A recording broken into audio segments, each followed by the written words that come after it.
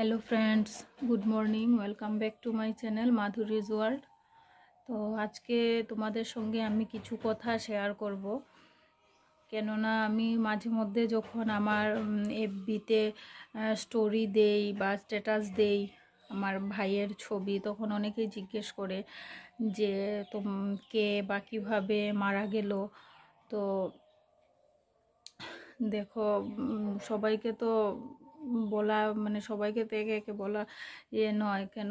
গত কয়েকদিন আগে আমি একটা স্টোরি শেয়ার করেছিলাম এফবিতে।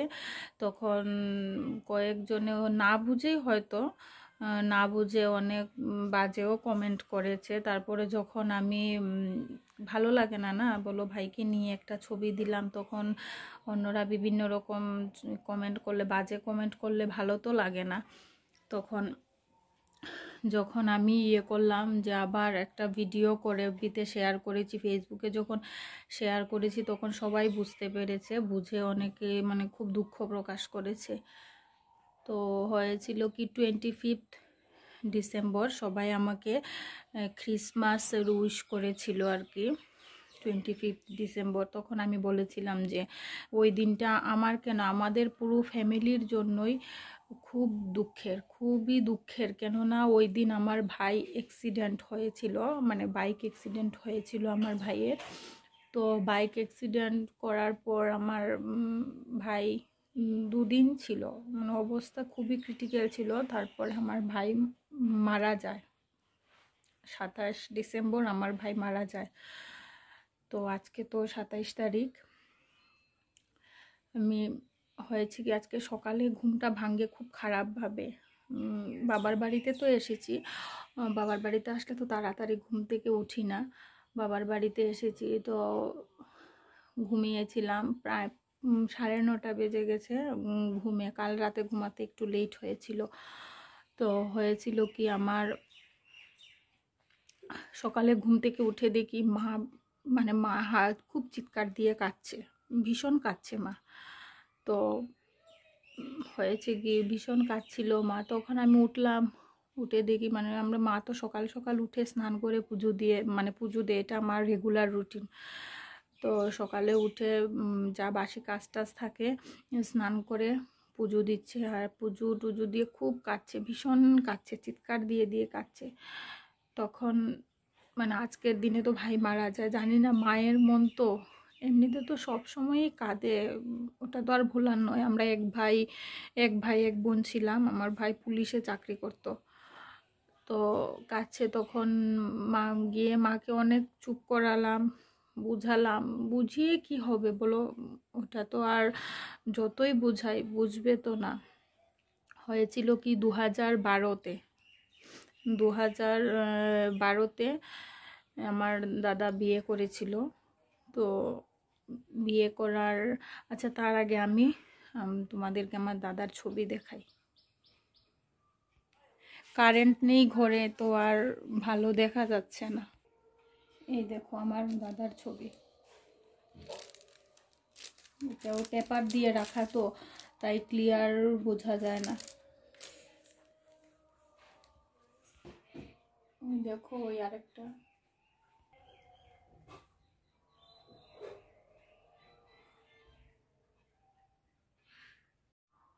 তো হয়েছিল কি, তখন দাদার 12-তে বিয়ে হয়েছিল। তো তখন বিয়ের ঠিক 4-5 মাস পর আমার বৌদি অসুস্থ মানে প্রেগনেন্ট হয় আর কি। তখন ডক্টর দেখাতো বৌদির বাবার বাড়িতে। আমাদের বাড়ি হলো ত্রিপুরাতে, মানে ধর্মনগর যে তিলথুই আমাদের বাড়ি। আর আমার দাদা বিয়ে করেছিল কৈলাসহর ওদের মানে বৌদির বাবার বাড়ি আর কি। তো ওইখানেই ডক্টর দেখাতো, এখানে ও গাইনোকোলজিস্ট আর কি, গাইনো ডক্টর একজন খুব ভালো ছিল, ওইখানেই দেখাতো। তো বৌদির আবার একটা ছিল কি, গাড়ি চলতে পারতো না, অসুস্থ ছিল, গাড়ি চললেও ভীষণ ভমিটিংয়ের প্রবলেম হতো। তো বাইকে করেই আসা যাওয়া হতো আর কি। তো যখন লাস্ট চেক আপের সময় গিয়েছিল, লাস্ট চেক আপ করাবে আর কি, ডিসেম্বরের ওরকম 19-20 তারিখ করে গিয়েছিল, মানে লাস্ট চেক আপ করিয়ে আবার চলে আসবে। তো তারপরে হলো কি, যখন ডক্টর ছিল না, ডক্টর বোধহয় 2 দিন পরে আসবে। তো ডক্টর বলছিল, হ্যাঁ ডক্টর 2 দিন পরে আসবে। তখন ভাই বলছে যে তুমি থাকো, আমি আর তোমাকে আর নিয়ে যাব না এখন, কেন 2 দিন পরে আবার আসতে হবে, জার্নিটা তো এই সময়ে ঠিক নয়। তো 2 দিন পরে আবার এসে তোমাকে ডক্টরটা দেখিয়ে তারপরে একসঙ্গে নিয়ে যাব। তো বৌদি বললো আচ্ছা ঠিক আছে। তো আগের দিন বোধহয় ওরা কোন বার্থডেতেও গেছিল আর কি, বৌদির ভাইয়ের বার্থডে ছিল, ওইখানে খুব এনজয় করেছে। তো পরের দিন চলে আসবে, পরের দিন সকাল 10টা-11টার দিকে। ওদিন বোধহয় হাফ ডিউটি ছিল, শনিবার ছিল ওদিন, 25 ডিসেম্বর ওদিন শনিবার ছিল। তো শনিবারে বলছে হাফ ডিউটি, যখন একটু লেট করে বেরিয়েছে, 11টা-11:30টার দিকে বেরিয়েছে। ও ধর্মনগর এসপি অফিসে আমার ভাই চাকরি করতো আর কি। প্রথম তো ছিল, ফার্স্ট পোস্টিং ছিল ওর অমরপুর, মানে সাউথ ত্রিপুরাতে ছিল, সাউথের দিকে ছিল। তারপর কৈলাসহরে, তারপরে এইখানে ধর্মনগর এসপি অফিসে। তো আসছিল, তখন হঠাৎ করে মানে কি হলো কি, ওইখানে কৈলাসহরে একটা রাস্তাটা খুব টার্নিং, ওটাতে একদম মানে স্ট্রিট রাস্তা নয়, সোজা নয় রাস্তাটা, খুব টার্নিং রাস্তাটাতে। তো এখানে একটা বিরাট বড় একটা টার্নিং আছে, জায়গাটা খুব মানে খারাপ আর কি। খারাপ বলতে কি, এইখানে বেশিরভাগ অ্যাক্সিডেন্ট হয়, কেননা খুব টার্নিংটা বিরাট বড় ছিল। তারপর সরি, বড় না, ওইটা বোধহয় ছোট কি একটা ছিল। ওইখানে মানে রাস্তাটা ভালো না, ওইখানে অনেক অ্যাক্সিডেন্ট হয়। তো আসার সময় হয়েছে কি, এদিক দিয়ে একটা কমান্ডার যাচ্ছিল, জিপ গাড়ি যেটা যাচ্ছিল, প্যাসেঞ্জার ছিল অনেক। এমন অ্যাক্সিডেন্টটা হলো, বাইকের সামনাটা নাকি পুরো ভেঙে ঘুরে গেছে। হ্যাঁ, ব্রেকটা যখন ধরেছে, আমরা তো পরে শুনেছি, ব্রেকটা যখন ধরেছে তখন মানে পুরো ইয়ে, মানে বাইকটা নাকি ঘুরে গেছে। তারপরে তখন মানে ও এত দূরে গিয়ে পড়েছে, ওর হাতটা পেছন দিকে ছিল। হ্যাঁ, হাতটা ছিল পেছন দিকে, এইভাবে ব্যান্ড করা অবস্থায় ছিল। তো হাতটা নাকি অ্যাক্সিডেন্ট, তো কেউ ধরছে না, ভাবছে ধরলে যদি কেস ফেস হয়। গাড়ির ড্রাইভার তো চলে গেছে। তখন রাস্তাটা তো খুব পাহাড়ি এলাকা, তো লোকজনও বেশি যাতায়াত করে না। ও মাঝে মধ্যে কিছু ট্রাইবেল লোক হয় না, তারা ট্রাইবেল লোক যায় ওই পাহাড় থেকে সবজি টবজি আনে, লাকড়ি টাকড়ি আনে তারা। তখন একজন বয়স্ক লোক যাচ্ছে, কয়েকজনকে বলেছে যে আমার হাতটা তুলে দিন, আমি পুলিশের লোক, কিচ্ছু হবে না, আমার হাতটা তুলে দিন। হাতটা কেউ তুলছে না, ভয়ে যদি পুলিশ কেস হয়ে যায়। তারপরে হয়েছে কি, ওই ট্রাইবেল লোকটা এসে হাতটা তুলে দিয়েছে, বলছে আমার হাতটা জাস্ট তুলে বুকের উপরে রেখে দিন, আমি মানে মোবাইলটা নিয়ে আমি নিজেই ফোন করতে পারবো, আপনাদেরকে কিছু করতে হবে না, আর আমি বলবো মানে আপনাদের কোনো দোষ নেই, আমি বলবো কিচ্ছু হবে না, আমি পুলিশের লোক, কিচ্ছু হবে না। এতবার বলছে, কেউ তবু ধরছে না। ও বয়স্ক লোক এসেছে, আসার পর ফোনটা বের করলো, বের করে মানে আমার ভাইয়া, মানে ভাইয়া ডাকতাম আর কি, আমার ভাইয়ের হাতে দিল, দেওয়ার পরে ফোন করেছে। প্রথম ফোন করেছে আমার বাবাকেই বোধহয়, হ্যাঁ আমার বাবাকেই ফোন করেছে। আমার বাবা তখন যাচ্ছিল একটু ধর্মনগর যাচ্ছিল আর কি, বাইকে ছিল। খবরটা বলেছে জাস্ট, হ্যালো বাবু, আমি অ্যাক্সিডেন্ট করেছি, আমি হাত তুলতে পারছি না। তখন বাবু কি করেছে, সঙ্গে সঙ্গে নাকি বাইক থেকে নেমে বসে গেছে রাস্তায়,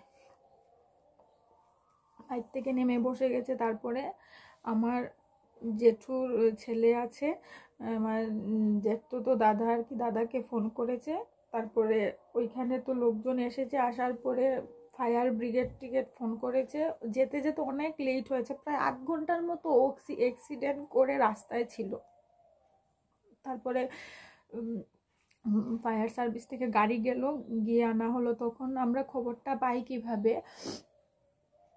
ওই তখন এক্সাম টাইম, আমি তখন কলেজে 2nd ইয়ারে পড়ি, হ্যাঁ, আমার এক্সাম চলছিল তখন।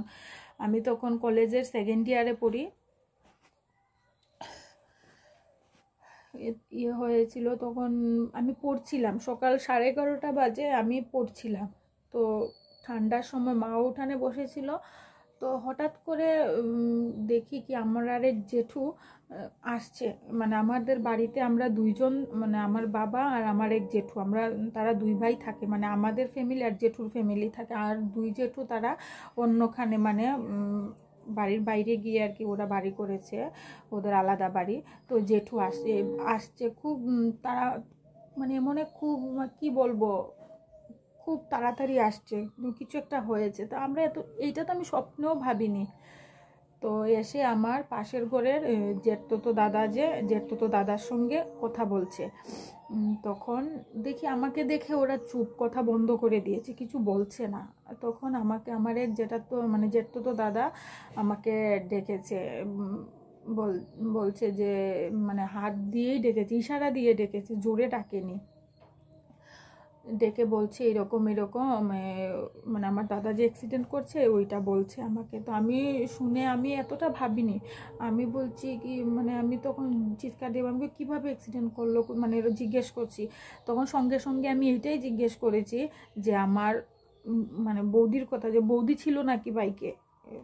বলছে না না, বৌদি বাড়িতেই, মানে ভাই একা আসছে, বৌদি বাবার বাড়িতেই রয়ে গেছে, কেন আবার গিয়ে তো ডক্টর দেখাবে 2 দিন পরে, তো তখন দেখিয়ে আসবে।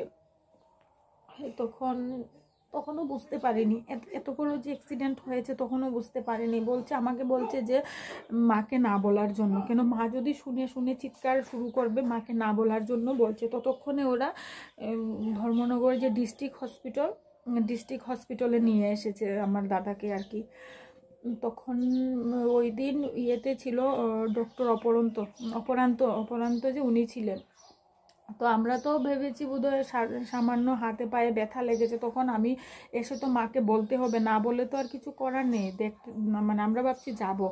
তখন মাকে এসে আমি বলছি যে মা এরকম তুমি চিৎকার দেবে না, ভাই অ্যাক্সিডেন্ট করেছে।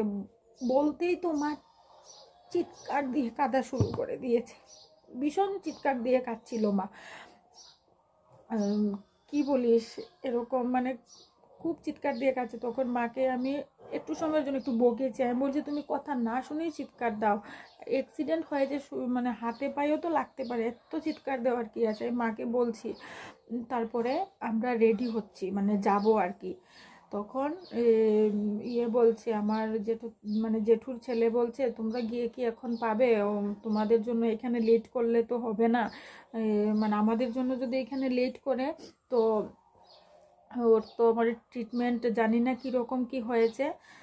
তো আমরা সঙ্গে সঙ্গে বাবুকে ফোন করলাম। বাবু বলছে যে ওর হাতে পায়ে ব্যথা লাগছে, এমনি একদম ব্লিডিং হয়নি। আমার ভাইয়ের ফিগার কিন্তু হেভি ফিগার ছিল, মানে অনেক বড়। যখন ইউনিফর্মটা পরে যেত না, দেখতে খুবই ভালো লাগতো, হিরোদের মতো লাগতো। আমার ভাই খুব সুন্দর ছিল। তো ড্রেসটা হয়েছে, তখন ফোন করলাম বাবুকে, বাবু বলছে ওর হাতে পায়ে ব্যথা। আমি বলছি ব্লিডিং কি, মানে জিজ্ঞেস করছি ব্লিডিং হয়েছে কি না। আমার বাবু বলছে না, ব্লিডিং তো একদম হয়নি। তো এখন দেখি, এখানে বলছে শিলচর নিয়ে যেতে হবে, রেফার করেছে শিলচর। তো আমি বলছি বাবু আমরা আসছি। বাবু বলছে এখন তো আমরা গাড়িতে তুলে নিয়েছি, মানে অ্যাম্বুলেন্সে করে নিয়ে যাব। তো ততক্ষণে আমরা বৌদির, মানে আমার যে ভাইয়ের শাশুড়ি, উনি এসে গেছেন আর কি। তো উনাকেও সঙ্গে সঙ্গে খবর দেওয়া হয়েছে, এসে গেছেন। আর এদিকে তো মা ভীষণ কাঁদছে, মাকে তো আমি সামলাতে পারছি না। তখন মাকে আমি বুঝালাম যে মা, আমরা না হয় শিলচর গিয়ে দেখে আসবো, তুমি কাঁদবে না কেন। এখন যদি আমাদের জন্য লেট হয়, তো যদি ভাইয়ের কিছু হয়, তো এখানে আর লেট করানো ঠিক না। আমরা শিলচরের জন্য রেডি হই, শিলচর যাব আমরা। ততক্ষণে 12টার দিকে আমার দাদাকে অ্যাম্বুলেন্সে করে মানে নিয়ে যাচ্ছে আর কি। রাত্র 8:30 অবধি, 8:30 বেজে গেছে, 8:30 এরকম বেজে গেছে শিলচর পৌঁছাতে। আর এখন যতটুকু উন্নত অবস্থা ধর্মনগর ডিস্ট্রিক্ট হসপিটালের, আগে তো ছিল না, আগে সিটি স্ক্যান ছিল না, অনেক কিছুই ছিল না আগে, এখন তো অনেক উন্নত হয়েছে। যদি এখানে এই অবস্থা মানে এই ট্রিটমেন্টের এত উন্নত অবস্থা আগে থাকতো, হয়তো বা আমার দাদা হয়তো বা বেঁচে থাকতো। তারপর হয়েছে কি, এই শিলচর নেওয়া হলো 8:30টার সময়, রাত্র 8:30 বেজে গেছে। ওইখানে গিয়ে আমার দাদা ফোন মানে বাবু ফোনে কথা বলিয়েছে, তখন দাদা দিব্যি সুস্থ, কথা বলতে পারছে আর কি। আর আবার হসপিটাল বলেছিল, ধর্মনগর হসপিটাল, আমার দাদার স্টাফের ওয়াইফ, মানে আমার দাদা বোন ডাক্তার বলেছিল যে দিদি আমাকে আপনি করবেন না, আমাকে আপনি এডমিট করবেন না, আমাকে পেন কিলার দিয়ে দিন 3-4টা একসঙ্গে। কেন, প্রায় 15 দিন পরে আমার ওয়াইফের ডেলিভারি কেস, আমি এডমিট হলে তো হবে না, আমার ওয়াইফেরও তো শরীর ভালো না বলছে। তো উনি বলছিলেন না না তোমার কিচ্ছু হবে না, ডক্টরটা দেখিয়ে আসো, কিচ্ছু হয়নি তো, আমাদের এখানে তো এত উন্নত ব্যবস্থা নেই, কিচ্ছু হবে না তোমার। তারপরে হয়েছে, ওইখানে নিয়ে যাওয়া হলো। 8:30টার সময় ফোন করেছে আমার দাদা, 8:30টার সময় ফোন করে আমার মায়ের সঙ্গে কথা বলেছে। আর এদিকে তো সারাদিন আমাদের বাড়িতে খাওয়া দাওয়া নেই, শুধু মানে কান্নাই চলছে, কি জানি কি হবে। তারপরে 8:30টার সময় ফোন করে মায়ের সঙ্গে কথা বলছে যে মা কিচ্ছু হয়নি, আমার কিচ্ছু হয়নি, তুমি চিন্তা করবে না, আমি ভালো আছি, আমার হাতে পায়ে একটু ব্যথা করছে তো ব্যান্ডেজ করবে, আমি সুস্থ হয়ে বাড়ি ফিরে আসবো তাড়াতাড়ি। তারপরে আমার মায়ের সঙ্গে আবার জিজ্ঞেস করছে আমার কথা, আমি পড়াশোনা করছি কি না, আমার তো কদিন পরে পরীক্ষা। তারপরে হয়েছে কি, আমার বৌদির সঙ্গে মা আবার জিজ্ঞেস করেছে এই আমার বৌদির সঙ্গে কথা বলেছে কিনা, তো বৌদিকেও ফোন করে বলেছে, খুব ভালোবাসতো, বলেছে সোনা সোনা বলে ডাকতো, বলছে সোনা তুমি টেনশন করবে না, আমার কিচ্ছু হয়নি, আমি তাড়াতাড়ি সুস্থ হয়ে বাড়িতে চলে আসবো, তুমি তোমার শরীরের দিকে খেয়াল রাখবে। তো আমার বৌদি বলেছে আচ্ছা ঠিক আছে তুমি টেনশন করো না।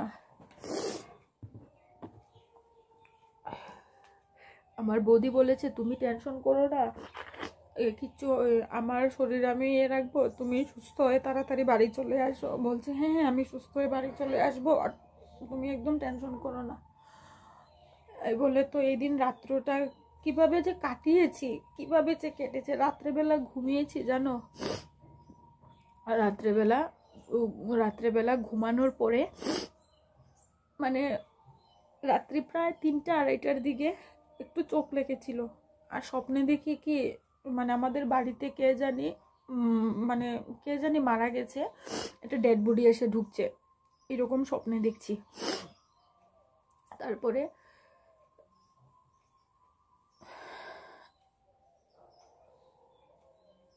সকাল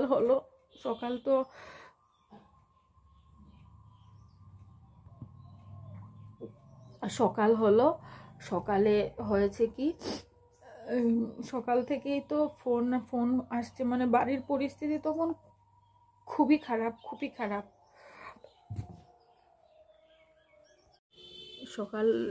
সকালবেলা হয়েছে কি, আত্মীয় স্বজনরা তো সবাই ফোন করছে, তো আমরা ওইখানে ফোন করছি। প্রথম নিয়েছিল সাউথ সিটি হসপিটাল, ওইখানে আমার দাদার সঙ্গে গেছে, আমার ভাইয়ের সঙ্গে গেছে আমার বাবা, আমার এক জেঠতুতো দাদা। তো প্রথম নেওয়া হয়েছিল সাউথ সিটিতে, তারপর সাউথ সিটি থেকে বেলিতে রেফার করেছে পরের দিন দুপুরবেলা। যেদিন নিয়ে গেছে এদিন রাত্রে 8:30 অবধি সুস্থ, কথা বলছে। যখন ওকে সাউথ সিটি থেকে বেলিতে রেফার করে তখন কথাবার্তা টোটালি বন্ধ হয়ে গেছে, কিছু বলতে পারে না, জাস্ট চোখ দিয়ে জল পড়ছে, কোনো কিছু বলতে পারে না। লাস্ট এতটুকু আমার বাবাকে বলেছিল যে বাবু আমার শরীরে খুব ব্যথা করছে, আমার হাতে দুনো সাইডে দুনো পায়ে ব্যথা করছে। হয়েছে কি অ্যাক্সিডেন্টে হওয়ার দুটা হাত দুটা পা ভেঙে গেছে, দুটা হাতের এই সাইড ভেঙেছে, পায়ের হাঁটুর নিচে হাঁটুর নিচে দুনো পায়ের হাঁটুর নিচ ভেঙে গেছে। তো তখন বাবু বলছে একটু ঘুমিয়ে থাক, অপারেশনটা হলে সব কিছু ঠিক হয়ে যাবে।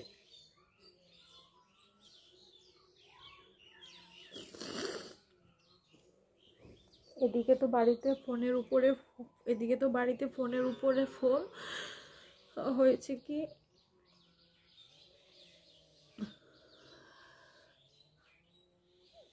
বাড়িতে তো আর পারছি না। তখন বিকেল 4টার দিকে আমার মেসো ফোন করেছে আমাকে। হ্যাঁ, মেসো কখনো বাবুকে ফোন করলে সবসময় ফোন তুলেও না, ব্যস্ত থাকে। তো তারপরে বিকেল 4টার দিকে আমার মেসো ফোন করে বলছে, মেসো কাঁদছে, বলছে আমার ভাইয়ের নাম অভি ছিল, বলছে অভি তো কুমাতে চলে গেছে, এখন তোর কথাবার্তা টোটালি বন্ধ হয়ে গেছে, কথাবার্তা কিছুই বলছে না। মাকে এসে বলছে, মা তো মানে সকাল থেকে মানে আমাদের ঠাকুর ঘরে শুয়ে চিৎকার দিয়ে কাঁদছে। তারপর তখন মাকে এসে বললাম, মা এই অবস্থা, ভাই তো আর কথা বলতে তো হবে, কিছু না বলার নেই, তবে পুরোটা বলিনি আর কি, বললে তো কাঁদবে, নিয়ে যাওয়া যাবে না। তখন আমাদের এক পিসু ছিল, পিসু এসেছিল। মা বলছে, ভাই আমাদেরকে নিয়ে চলো, আমার ছেলেটাকে দেখিয়ে আনো। তখন পিসু তখন সঙ্গে সঙ্গে গাড়ি রিজার্ভ করে নিয়ে এসেছে। আমি আর মা গেছি। এদিকে আমিও গাড়ি চলতে পারি না, মাও গাড়ি চলতে পারে না। তারপর আগের দিন থেকে খাওয়া দাওয়া নেই, তো বৌদিকে আর আনিনি, এখানে এনে দেখবে কে। বৌদি ততক্ষণ ছিল বাবার বাড়িতেই। বৌদিরও অবস্থা খুব খারাপ, বুঝতেই পারছো। কদিন পরে ডেট, তখন বৌদির প্রায় সময় চলে এসেছে, তখনই এই ঘটনাটা ঘটলো। তারপর মা আর আমি আমাকে আর মাকে নিয়ে গেছে। সারাটা রাস্তা বমি, মানে ভীষণ ভমিটিংয়ের প্রবলেম আমাদের, বমি করতে করতে গেলাম। তারপর ওইখানে গিয়ে পৌঁছেছি রাত্র প্রায় 10:30 বাজে, 10:30 11টা বাজে, 10:30 11টায় গিয়ে পৌঁছেছি। তখন হয়েছে কি, তখন দেখা হলো বাবুর সঙ্গে, হসপিটালে গেলাম, বলছে আজকে তো দেখাবে না, 10:30 বেজে গেছে, তোমরা তো মানে আমাদেরকে পেশেন্ট দেখাবে না।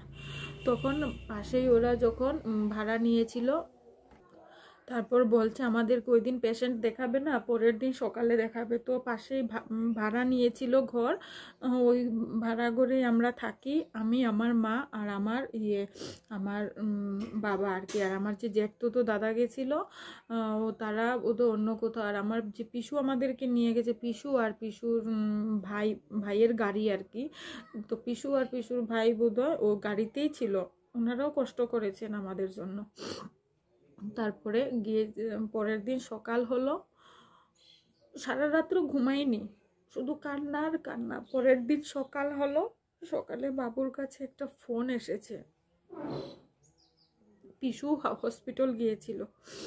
সকালে পরের দিন বাবুর কাছে একটা ফোন এসেছে যে আমার ভাই আর নেই, মারা গেছে।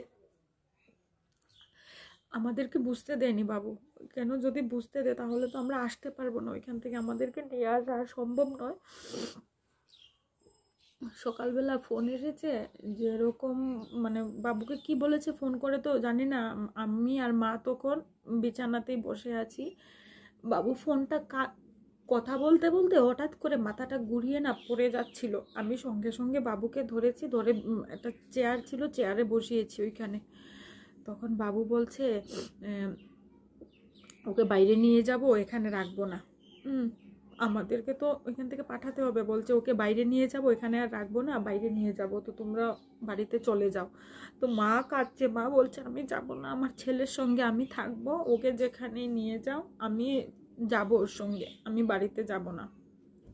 তখন মাকে আমি বুঝালাম, মা তোমাকে নিয়ে গিয়ে কি করবে, তুমি তো কাঁদতে কাঁদতে তুমি অসুস্থ হয়ে যাবে, তোমাকে দেখবে না ভাইকে দেখবে।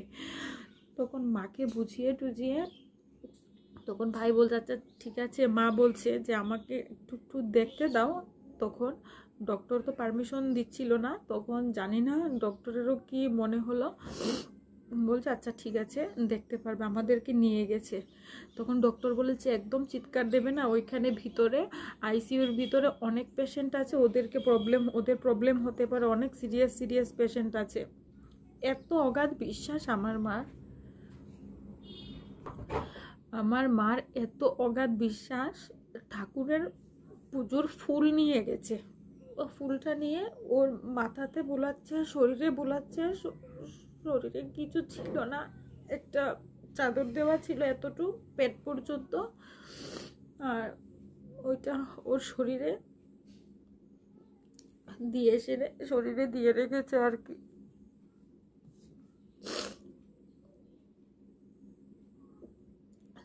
কিন্তু ওর বুক মানে ও শ্বাস যে নিচ্ছিল, আমরা তো এত কিছু বুঝি না, শ্বাস যে নিচ্ছিল বুকটা মানে কাঁপছে। তো আমরা ভেবেছি ভাই বোধহয় মারা যায়নি, কোনো আছে। কিন্তু পরে পিসু বলল আর কি ও রাতেই মারা গেছে, আমরা যেদিন গেছি ওই দিনই মারা গেছে।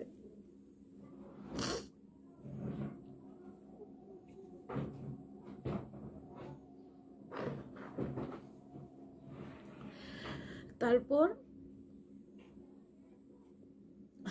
ওইখান থেকে আসি, জানি না কেন এত কান্না পাচ্ছিল। ওকে আদর করে দিয়েছি, মাও আদর করে দিয়েছে। গাড়িতে এসেছি, তারপর আমার পিসু আমাদের জন্য চা আর কেক এনেছিল খাওয়ার জন্য। আমিও খাইনি, মাও খাইনি, বাবুও খাইনি। বাবু যে কিভাবে নিজেকে সামলেছে আমাদেরকে বাড়িতে পাঠানোর জন্য। তারপরে গাড়িতে উঠলাম, ভীষণ কাঁদছি, জানি না কেন এত। মারা যে গেছে মানে রক্ত যেটা ভেতরে, মা তো ভীষণ কেঁদেছে, আমারও জানি না কেন এত কান্না এসেছে, ভীষণ কেঁদেছে ওই গাড়িতে। কিন্তু অথচ আমরা তো জানি ভাই মারা যায়নি, ভাই আছে, কিন্তু জানি না কেন এত কান্না পাচ্ছিল তখন। বাবু বলছে আচ্ছা, পিসুও জানে মারা গেছে, পিসুর যে ভাই গেছিল সঙ্গে, পিসুর ভাইও জানে মারা গেছে। বাবুও তো জানেই, আমাদেরকে বাড়িতে বলছে ওদেরকে নিয়ে যাও, পরে ফোনে যোগাযোগ হবে, ওকে নিয়ে বাইরে নিয়ে যাব। তো আমরা আসছিলাম, রাস্তাতে অনেক জ্যাম ছিল ওই দিন, কত মানে রাস্তায় কি কি গন্ডগোল হয়েছিল। তো স্ট্রাইক করে দিয়েছে রাস্তা। আস্তে আস্তে বাড়ি চুড়াই বাড়ি এসে পিসু আমাদেরকে বলছে ভাত খেয়ে নাও, সারাদিন জানে বাড়িতে আসলে তো আর খাওয়া দাওয়া হবে না। এদিকে আমাদের বাবার মানে আমাদের যে বাড়ি, বাবার বাড়ির এদিকে সবাই জানে যে ভাই আর নেই, বাড়ির সামনে প্রচুর লোকজন জমা হয়ে গেছে, এখন আসবে ওইটা ভেবে। তারপরে হয়েছে কি, আমার মামার বাড়িরও সবাই জেনে গেছে যে ভাই মারা গেছে, কিন্তু আমাদের কাছে তো মোবাইল নেই তখন আমাদের কাছে মোবাইল নেই। আজকের থেকে প্রায় 9-10 বছর আগের কথা, তখন তো এতটা মোবাইলের মানে এতটাই ছিল না, মোবাইল টোবাইল সবের ঘরে ঘরে। তারপরে বিকেল 5টা বেজে গেছে, চুড়াই বাড়ি এসে যে পিসু আমাদেরকে ভাত খাইয়েছে, নিরামিষ ভাত। পিসু তো জানে আমাকে আর আমার মাকে হোটেলে নিরামিষ ভাত খাইয়েছে, পিসু অন্য হোটেলে খেয়েছে। তারপরে বাড়িতে এসেছি, বাড়িতে এসে দেখি রাস্তায় এত মানুষ, মানে প্রচুর মানুষ। সবাই ভেবেছে বোধহয় আমার ভাইকে নিয়ে আসা হয়েছে, প্রচুর মানুষ। তারপরে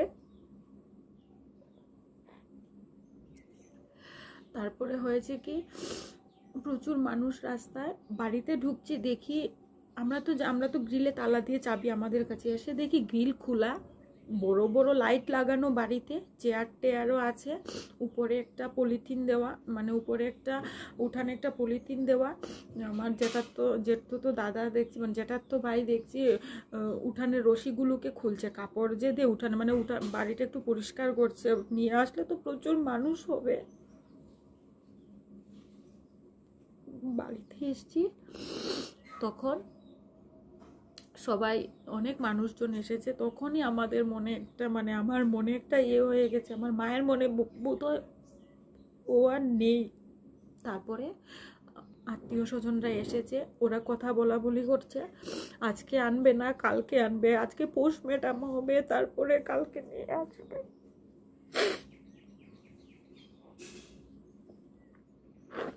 এই শুনে তো আমার মাও চিৎকার, আমাকে বলছে মা কি বলছে রে ওরা, ওর কেন পোস্টমর্টম হবে, ও কি নেই। ভীষণ মানে বাড়ির অবস্থা খুব খারাপ। আমার মামার বাড়ির লোকেরও খবর পেয়ে গেছে, খবর পেয়ে ওরা আস্তে আস্তে প্রায় সন্ধ্যা হয়ে গেছে, সন্ধ্যার সময় ওরাও চলে এসছে। আর বাড়িতে তো মানুষ আসছে, প্রচুর মানুষের আসা যাওয়া বাড়িতে। তারপরে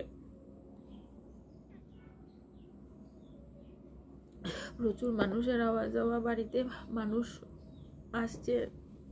তো ওই দিন তো আর আসেনি, তারপর তো বুঝেই গেছি ও আর নেই। ওই দিন রাত্রে সন্ধ্যাবেলা,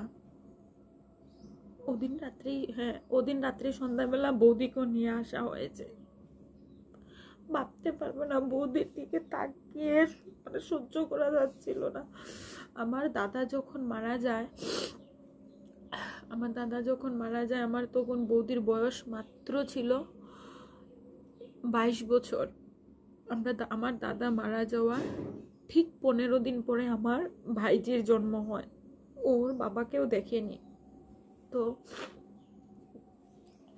পরের দিন নিয়ে আসা হলো, আত্মীয় স্বজনরা সব এসেছে ওই দিন রাতের বেলায়। ওই দিন রাত্রটা যে কিভাবে কেটেছে, পরের দিন আস্তে আস্তে সন্ধ্যা হয়ে গেছে। পরের দিন সন্ধ্যাবেলা নিয়ে আসা হয়েছে। খাওয়া দাওয়ার কথা তো মানে ওর আত্মীয় স্বজনরা এসেছে, ওরা কিভাবে খেয়েছে কি না আমরা জানি না। আমাদের ঘরে তো খাওয়া দাওয়া টোটালি বন্ধ। তারপর বৌদির ওইদিকে অবস্থা খুবই খারাপ।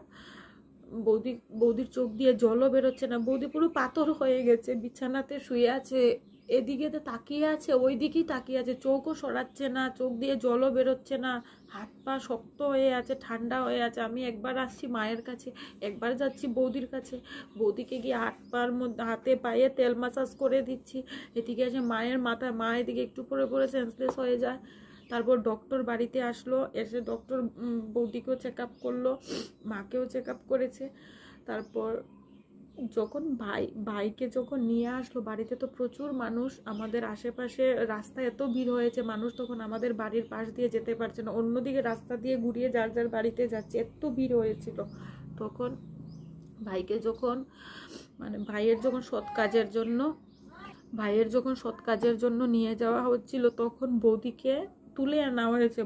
দাদার যে বন্ধু বান্ধবরা ছিল, তো শরীরও তো ভালো না, আমরা তো কেউ আনতে পারতাম না। দাদার বন্ধু বান্ধবরা তুলে এনে যখন ভাইয়ের কাছে রাখো, তখন ধরে খুব কেঁদেছে, ধরে শুধু একটা চিৎকার দিয়েছে যে তুমি কোথায় গেলে আমাকে আমাকে ফেলে।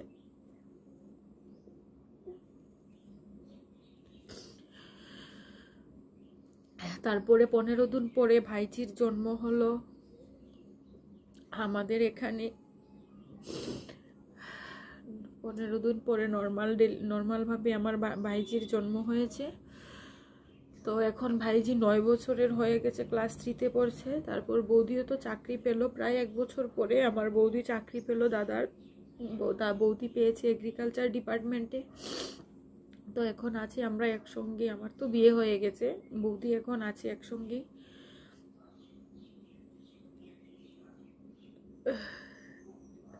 তোমাদেরকে দেখাবো। আমার দাদাকে তো বাড়িতেই রেখেছি আমরা, বাড়ির বাইরে রাখিনি। কেন বলো তো, ওরই তো বাড়ি ঘর না, তো বাড়ির বাইরে কেন রাখবো, আমরা বাড়িতেই রেখেছি। এই দেখো আমার দাদার ছবি, এইটা আমার দাদারই ঘর। এই যে আমার দাদার মেয়ে আর্ট করছে বসে বসে। এইটা আমার দাদার ঘর, এখন বৌদি থাকে। এই দেখো আমার দাদাকে এখানে আমরা বাড়িতে রেখেছি। এই যে এইখানে আমরা চতুর্দিকে এই পাতা বাহার গাছ লাগিয়ে রেখেছি, যাতে গরু ছাগল না ঢুকে, মানুষও যাতে ঢুকতে না পারে। এই যে এইটা আমার দাদার সমাধি। তো আজকের ব্লগটা আর বড় করলাম না। এই ভিডিওটা তোমাদের সঙ্গে শেয়ার করার কারণ হলো, তোমরা অনেকেই জিজ্ঞেস করো যে কার ছবি, কে, কেন, মানে অনেক কিছুই জিজ্ঞেস করো। তো এটা করলাম কেন, তোমাদের সঙ্গে শেয়ার করলাম যে আমার দাদা, আমরা এক ভাই এক বোনই ছিলাম। মা তো দেখো সবসময় কাঁদে, মনকে বোঝাতে পারে, কিন্তু বাবা তো পুরুষ মানুষ না, মানে সব সময় কাঁদে না। রাত্রি কখনো কখনো 10টা 11টার পর সবাই ঘুমিয়ে গেলে বারান্দাতে বসবে, বসে বসে রাত্রি 1টা 1:30 অবধি টেনশন করবে, কি জানি ভাবে, একা একা একা একা। হয়তো নিজের হাতে নিজের ছেলের ডেড বডিটাকে অ্যাম্বুলেন্সে ঢুকালো, বার করলো। এটা একটা বাবার জন্য কত মানে কীরকম হবে, একমাত্র যে মা বাবা সেই বুঝতে পারবে। আমি মাকে সবসময় বলি যে মা কেন কাঁদো। মায়ের সামনে গিয়ে তো এইসব কথা বললে মা আবার কাঁদবে, তাই আমি ঘরের বাইরে এসে কথাগুলো তোমাদের সঙ্গে বলছি। মাকে যদি বলি সবসময় মা কেন কাঁদো কেন কাঁদো, মা বলে এখন বুঝবি না।